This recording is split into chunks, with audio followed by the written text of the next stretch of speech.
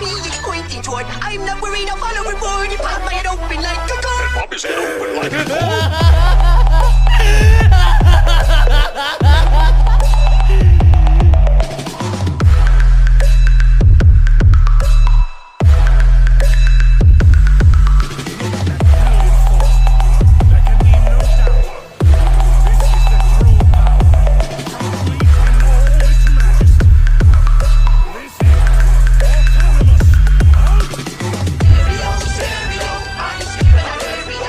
इस एपिसोड की स्टार्टिंग में हम देखते हैं चीची को। इस मोड पर चीची काफ़ी ज़्यादा खुश लग रही थी क्योंकि गोकू ने इस मोड पर बीरस को हरा दिया है। चीची कहती है कि अभी जो चीज़ें होनी थी वो हो गई और सुपर सैयन इन्फिनिटी ने ऐसी प्रेडिक्शन करी जो पूरी एक्यूरेट थी। इस मोड पर चीची काफ़ी ज़्यादा खुश थी क्योंकि प्लैनेट अर्थ पूरी तरह से डिस्ट्रॉय नहीं हुआ, प्लैनेट अर्थ को कोई खरोच भी नहीं आई। इस मोड पर कैकेरॉट भी अपनी विक्ट्री को सेलिब्रेट कर रहा था क्योंकि इस मोड पर उसने बीरस को हराया, गॉड ऑफ डिस्ट्रक्शन बीरस को, जिसने उसके होम प्लैनेट को डिस्ट्रॉय किया। उसे कोई भी नहीं हरा सकता था, बट कैकेरॉट ने उसे डिफीट किया। इस मोड पर कैकेरॉट को खुद पर काफ़ी ज़्यादा प्राउड होता है। कैकेरॉट कहता है अगर ये चीज़ फादर और मदर ऊपर से देख रहे होंगे तो वो मुझ पर काफ़ी ज़्यादा प्राउड करेंगे। इस मोड पर कैकेरॉट अपनी विक्ट्री को सेलिब्रेट कर रहा था गोहान के साथ। इस मोड पर सुपर सैयन इन्फिनिटी गोकू को एक नेक्स्ट लेवल पे पहुंचाना चाहता था। इसकी वजह से वो गोकू से कहता है कि तुम्हें क्या लगता है बीरस यहाँ पे हार चुका है। इस मोड पर गोकू कहता है हाँ, इस मोड पर वो हार ही चुका है। सुपर सैयन इन्फिनिटी कहता है कैकेरॉट ऐसा बिल्कुल भी नहीं है, इस मोड पर वो वापस एक बार ज़रूर आएगा और पिछले टाइम से काफ़ी ज़्यादा पावरफुल बनकर आएगा। वो ट्रेन करेगा बिल्कुल तुम्हारी तरह, तो तुम्हें भी ट्रेन करना चाहिए। इस मोड पर सुपर सैयन इन्फिनिटी उसे ये भी बताता है कि बीरस से भी ऊपर काफ़ी सारे ऐसे गॉड्स हैं जो तुम्हारी इस पूरे यूनिवर्स को ही रेस कर सकते हैं और बीरस भी उनके आगे कुछ भी नहीं। फिर गोकू अपनी ड्रिप जैकेट पहनने लग जाता है। वो अपनी ड्रिप जैकेट पहनते पहनते सुपर सैयन इन्फिनिटी से कहता है अगर बीरस वापस आएगा तो फिर मैं और भी ज़्यादा पावरफुल बनूंगा, और तुम कह रहे हो कि काफ़ी सारे ऐसे कैरेक्टर्स हैं जो हमें रियलिटी से रेस कर सकते हैं, पर अगर मेरी बात मानो तो फिर मैं इन सभी को डिफीट कर दूंगा। इस मोड पर सुपर सैयन इन्फिनिटी चाहता है कि वो इस गोकू को एक ऐसे लेवल पर पहुंचा सके जिस लेवल पर अगर पहुंच जाए तो फिर कोई भी उसे डिफीट ना कर पाए, खुद सुपर सैयन इन्फिनिटी भी नहीं। इस मोड पर सुपर सैयन इन्फिनिटी चाहता है कि ये उसे सरपास करे। इसकी वजह से वो जो पिरामिड ऑफ पावर है उसके टाइम को बढ़ाते रहता है और उसकी ग्रेविटी को भी काफ़ी ज़्यादा बढ़ाते रहता है। सुपर सैयन इन्फिनिटी जितनी भी ट्रांसफॉर्मेशन उसने अभी तक अचीव करी है और जितनी भी ट्रांसफॉर्मेशन उसने अभी तक देखी है वो सारी ट्रांसफॉर्मेशंस इस मोड पर वो ड्रिप गोकू को सिखाता है और उन सारे ट्रांसफॉर्मेशंस को मास्टर कराने के पीछे लगा देता है। इस मोड पर जो ड्रिप गोकू होता है वो उन ट्रांसफॉर्मेशंस को मास्टर करने के लिए ट्रेनिंग कर रहा होता है। इस मोड पर सुपर सैयन इन्फिनिटी कहता है अच्छा है कि एक ऐसा इनकारनेशन है जो चीज़ों को काफ़ी हद तक जल्दी से समझ सकता है। अगर यहाँ पर ये चीज़ों को इतनी जल्दी ना समझता तो फिर मुझे नहीं लगता कि मैं इसे इस मोड पर इतने अच्छे से सिखा पाता। इस मोड पर ड्रिप गोकू ने उन सारी ट्रांसफॉर्मेशंस को अचीव नहीं करा है, उसे पता है कि उन सबको कैसे अचीव करना है और इस मोड पर ड्रिप गोकू उन्हें अचीव करने के पीछे लगा हुआ है। इस मोड पर सुपर सैयन इन्फिनिटी ने ग्रेविटी काफ़ी ज़्यादा बढ़ा दी है और टाइम को ऐसा कर दिया है जैसे कि एक दिन बाहर की दुनिया का 1 मिलियन ईयर बन जाता है। यहाँ पर गोकू का एक सिंपल नेचर हमें देखने को मिल जाता है और उसका गोल भी एकदम सिंपल है, जो ट्रांसफॉर्मेशन दिख रही है उसे अचीव कर लो। इस मोड पर गोकू काफ़ी सारे ट्रांसफॉर्मेशंस को हंट करने लग जाता है और वो अपने सारे ट्रांसफॉर्मेशंस को मास्टर करे फिरता है। बट इस मोड पर एक ट्रांसफॉर्मेशन है जो काफ़ी ज़्यादा परफेक्ट है और उसे वो पूरी तरह से मास्टर करने वाला है और उसने वो जल्दी जल्दी अचीव करी है। इस मोड पर ये जो ट्रांसफॉर्मेशन है ये ट्रांसफॉर्मेशन है सुपर सैयन 5।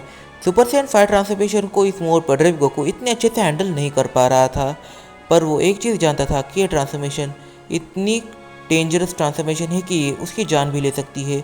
इसकी वजह से वो इस ट्रांसफॉर्मेशन को मास्टर करते समय काफ़ी संभल के इसे ट्रेन कर रहा था। देखते देखते वो सुपर सैयन 5 को मास्टर कर लेता है और उसके बाद वो पहुंच जाता है सुपर सैयन 5 एनहांस मोड पर।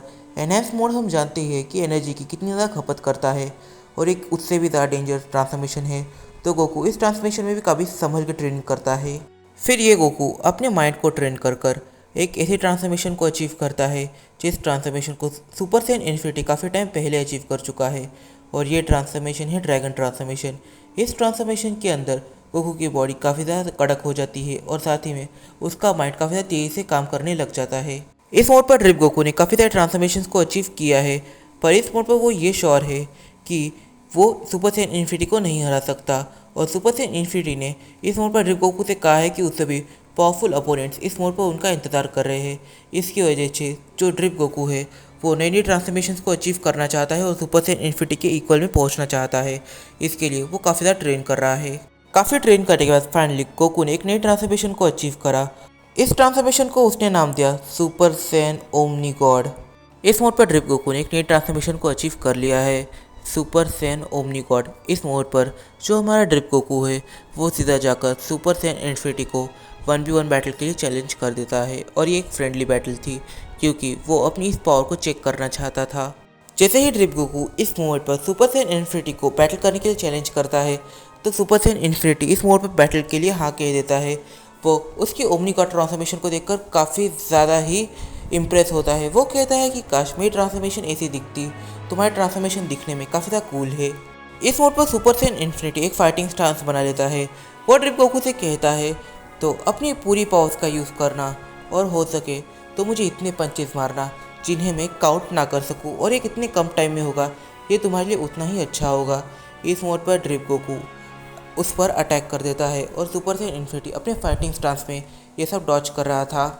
इस मोड पर omni God super Saiyan infinity से कहता है तो तुम मेरे सारे अटैक्स को डॉज क्यों कर रहे हो और साथ में तुम होल्ड बैक क्यों कर रहे हो, मुझ पर अटैक करो, मैं देखना चाहता हूँ कि मैं अभी तक कितना पावरफुल हुआ हूँ। इस मोड पर जो ड्रिप गोकू है वो सुपर सैयन इन्फिनिटी से कहता है कि मुझ पर अटैक करो, और इस मोड पर वो नहीं जानता कि सुपर सैयन इन्फिनिटी कितना पावरफुल है।